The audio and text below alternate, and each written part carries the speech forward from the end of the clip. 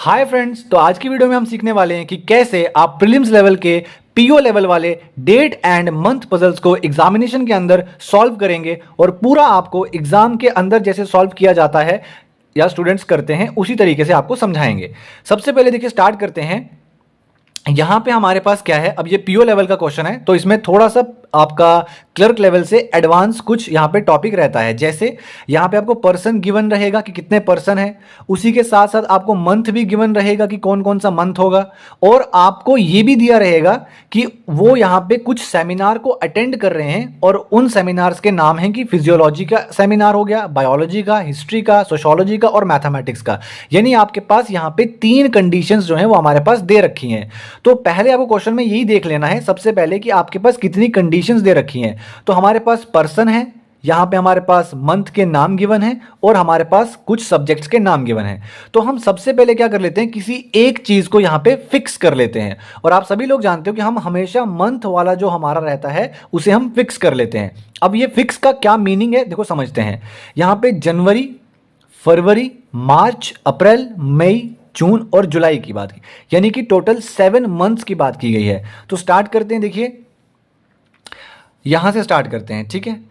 तो सबसे पहले आपको एक लाइन ड्रॉ कर लेनी है और आपको जो 7 मंथ हैं उनके नाम लिख लेने हैं। जैसे आपको सबसे पहले जनवरी लिख लेना है, फिर उसके बाद आपको यहाँ पे फरवरी लिख लेना है, फिर आपको यहाँ पे मार्च लिख लेना है, फिर आपको यहाँ पे अप्रैल लिख लेना है, फिर आपको यहाँ पे मई लिख लेना है, फिर आपको यहाँ पे जून लिख लेना है और लास्ट आपका जुलाई हो जाएगा। उसके बाद आपको यहाँ पे ऐसे हमेशा माइंड में ऐसे रखना है कि मुझे एक जगह पे यहाँ पे पर्सन को लिखना है और एक जगह पे मुझे यहाँ पे सब्जेक्ट को लिखना है। तो आपको ये चीजें दिमाग में रख के ही लाइंस को ड्रॉ करना है। मतलब आप जब भी लाइन ड्रॉ करोगे तो हमेशा पेयर्स में लाइन ड्रॉ करोगे कि यहाँ पे पर्सन, यहाँ पे सब्जेक्ट, ठीक है, इस तरीके से। तो ऐसे जब आप ड्रॉ कर लोगे, ये आपको स्टार्टिंग में ही करना है। जैसे ही पजल स्टार्ट करोगे, आपने पढ़ लिया तो उसके बाद आपको तुरंत ये ड्रॉ कर लेना है। नेक्स्ट उसके बाद आपको कंडीशन यहाँ पे पढ़ना स्टार्ट करना है। अगर आपको कोई क्लू मिलेगा तो आप डायरेक्ट इसमें पुट कर लेना, बट अगर आपको क्लू नहीं मिलता है तो फिर यहां साइड पे आपको क्या लिखना है, कंडीशंस लिखना है। ऐसे ही आपको एग्जाम में भी करना है।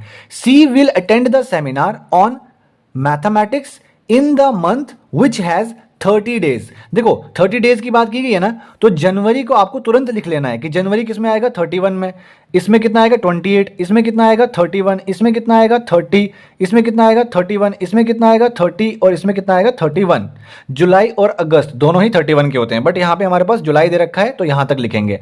नेक्स्ट देखो आपको क्या दिया है, C will attend the seminar on mathematics in the month which has 30 days. तो 30 डेज वाले हमारे पास 2 मंथ हैं। कौन कौन सा, एक अप्रैल है और एक जून है। 2 मंथ हैं ऐसे जहां पे 30 डेज होते हैं। तो आप सी को यहां पुट करोगे और उसके बाद आप तुरंत जल्दी में क्या कर लेते हो, यहां पे सी पुट करते हो, बट आप भूल जाते हो कि हमें यहां पे सब्जेक्ट्स को भी मेंशन करना है। तो इसलिए 30 जो है आप इसको यहां पे सी को पुट करोगे, ठीक है। तो देखो एक बार सी मैंने 30 वाले मंथ में अप्रैल में रख दिया, एक बार सी मैंने जून वाले मंथ में 30 डेज वाले में यहां रख दिया। अब मैं कंडीशन नहीं लिख रहा हूं, क्यों, क्योंकि मैं डायरेक्टली इस चीज को पुट कर सकता हूं इसके अंदर। उसके बाद नेक्स्ट आगे पढ़ो, सेकंड लाइन में 2 seminars will be conducted between C and the cardiology seminar. यानी कि जहां पे भी आपने सी पुट किया है उसके बीच में 2 का गैप आएगा।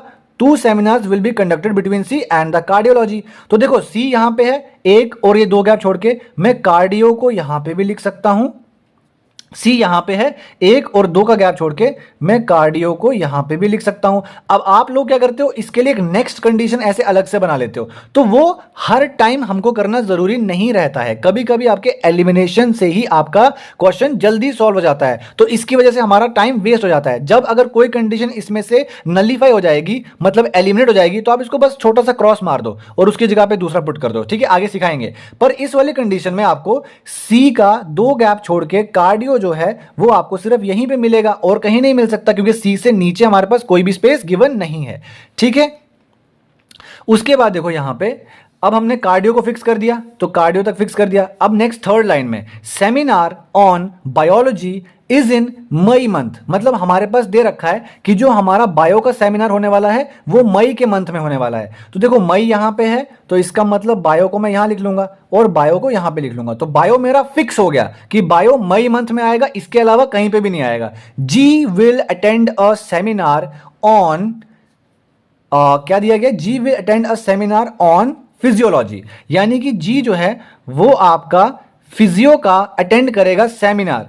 उसके बाद one seminar is between the cardio and history seminar. देखो अब यहां से कार्डियो और हिस्ट्री इनके बीच में कितना आएगा, एक सेमिनार आएगा। कहीं ना कहीं मुझे याद आ रहा था कि मैंने कार्डियो को लिखा था, कार्डियो यहां पे है, कार्डियो यहां पे है, कार्डियो और हिस्ट्री के बीच में एक का गैप आएगा। तो देखो यहां पे कार्डियो है, एक का गैप छोड़ के यहां पे हिस्ट्री, और शिट यहां पे तो बायो लिखा हुआ है, यहां पे हिस्ट्री नहीं आ सकता। तो मतलब मैंने कार्डियो को यहां जहां पे सोचा था यहां पे कार्डियो नहीं आ सकता, बट यहां पे कार्डियो है, इसका एक गैप छोड़ के यहां पे मैं हिस्ट्री को लिख सकता हूं। तो मतलब कार्डियो मेरा यहां पे बिल्कुल सही जगह पे लिखा है, बट यहां कार्डियो नहीं आ सकता क्योंकि उसका एक गैप छोड़ के यहां पे हिस्ट्री को हम नहीं लिख सकते, यहां पे मेरा बायो फिक्स्ड है इसीलिए। बट यहां पे देखो, यहां पे कार्डियो है, उसका एक गैप छोड़ के मैं हिस्ट्री को यहां पे लिख दूंगा। आप कहोगे सर नीचे भी लिखो ना, सर देखो कार्डियो का एक गैप छोड़ के नीचे बायो है ना, फिक्स्ड है, वहां पे हिस्ट्री नहीं आ सकता, तो हिस्ट्री सिर्फ ऊपर ही आएगा। तो ये फिक्स हो गया, यहां पे ये वाली कंडीशन फिक्स हो गई।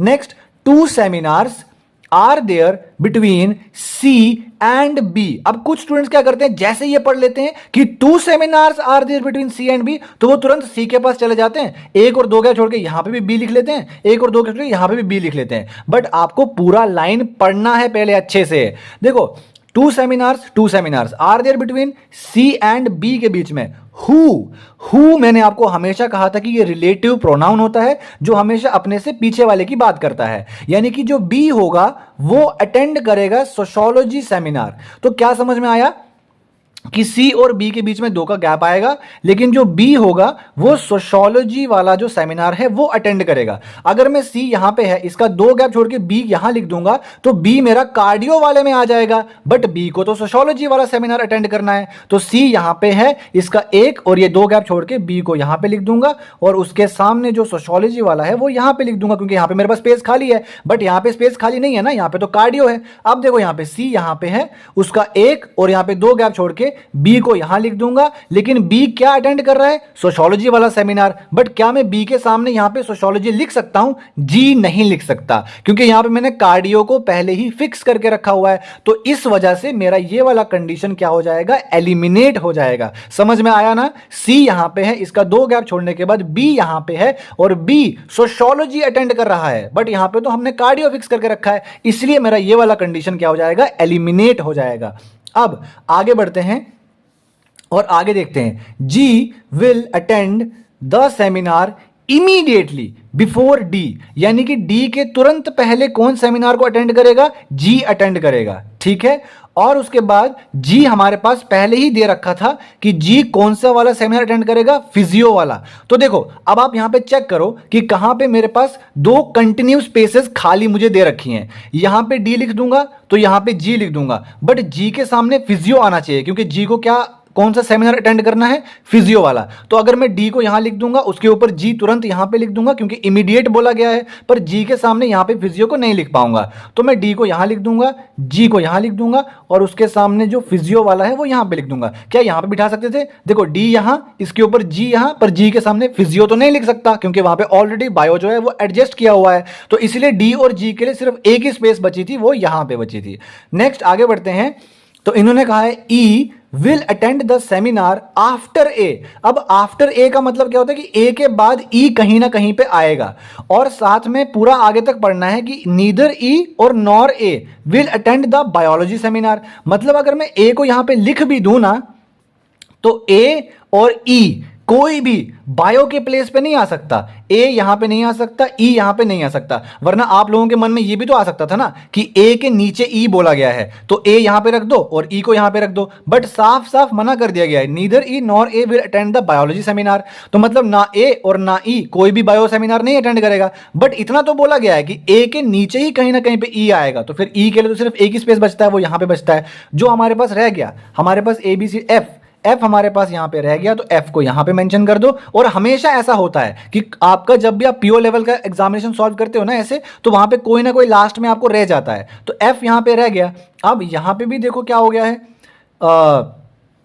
एफ बायो हो गया, और जो जी था उसका हमको सोशियोलॉजी बोला गया था, तो जी का फिजियो यहां पे हो चुका है। अब जो हमारे पास रह जाता है यहां पे, वो कौन सा रह जाता है, कार्डियो और हिस्ट्री हो गया। एक चीज और यहाँ पे रह जाती है और वो रह जाती है टेक्सोलॉजी। तो ई कौन सा आ जाएगा हमारा, ई आ जाएगा टेक्सोलॉजी, और उसके बाद मैथ वाला पार्ट यहाँ पे आ जाएगा, क्योंकि जो मैथ था वो सबसे पहले स्टार्टिंग में ही दे रखा था कि जो सी है वो अटेंड करेगा मैथमेटिक्स, तो सी अटेंड करेगा मैथमेटिक्स, तो ये हमें सबसे पहले यहाँ पे दे रखा था। ठीक, तो इस तरीके से आपका पजल क्या हो जाएगा, सॉल्व हो जाएगा, और आपका ये वाला कंडीशन जो होगा वो ट्रू हो जाएगा। तो ऐसी जैसी और वीडियोस के लिए अगर आप चैनल को सब्सक्राइब कर देंगे और वीडियो को लाइक कर देंगे तो बढ़ते हैं अगले।